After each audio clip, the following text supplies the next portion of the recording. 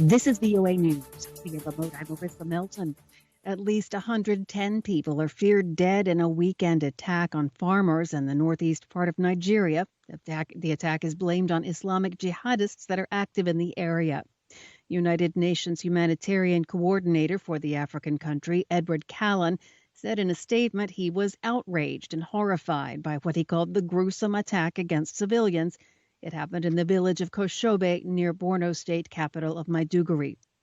Kallon said it was the most violent attack on innocent civilians this year. He called for the perpetrators to be brought to justice. Late Sunday, the United Nations Secretary General António Guterres, spokesperson, issued a statement in which he strongly condemned the horrific attack on rice farm workers in Kawashebe village. Guterres reaffirmed the UN commitment to support the government of Nigeria in its fight against terrorism and violent extremism.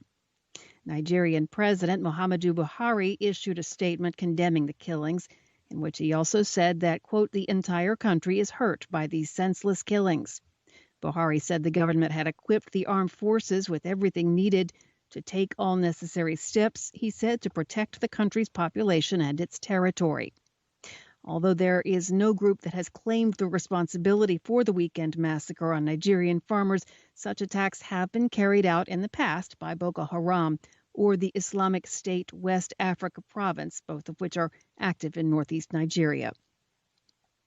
White House senior advisor Jared Kushner and his team are headed to Saudi Arabia and Qatar this week for talks in a region simmering with tension after the killing of an Iranian nuclear scientist. A senior administration official said Sunday Kushner is to meet Saudi Crown Prince Mohammed bin Salman and the Emir of Qatar. VOA News.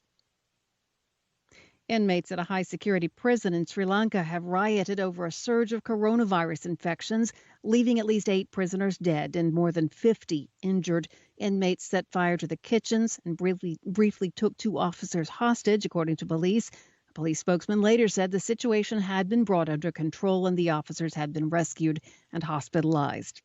The spokesman said some 600 policemen were deployed around the perimeter of the prison. Prison authorities did not confirm whether they had reestablished full control over the facility.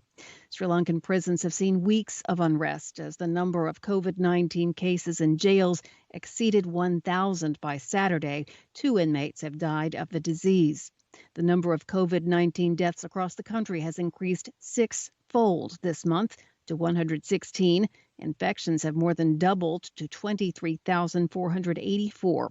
Sri Lanka had reported 19 deaths out of 10,424 cases at the end of October. U.S. President-elect Joe Biden gained 87 votes in the state of Wisconsin after a partial recount of ballots was completed on Sunday. That cements his 20,000-vote victory over President Donald Trump in the Midwestern state. The Trump campaign paid $3 million for the recount of the 800,000 votes that took place in the 2 most heavily Democratic areas of the state. The Trump campaign was hoping to upend Biden's claim to the state's 10 votes in the Electoral College. Instead, Wisconsin became the latest state where Mr. Trump, a Republican, has failed in recounts to overturn the November 3rd presidential election. Aid groups say hospitals in the capital of Ethiopia's Tigray region are facing an influx of trauma patients a day after federal troops claimed control of the city.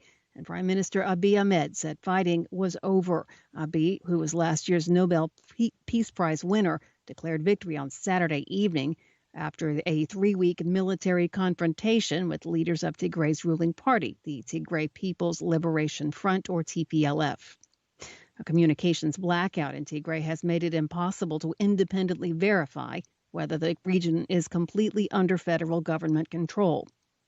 On Sunday, the International Committee of the Red Cross said health workers are struggling with shortages of food and medical supplies, including body bags. Data from Johns Hopkins University shows U.S. COVID-19 cases have swollen to more than 13 million, with more than 266,000 Americans having lost their lives to coronavirus. The United States leads the world in both caseload and the death rate for the illness. Via remote, I'm Marissa Melton. You're listening to VOA News.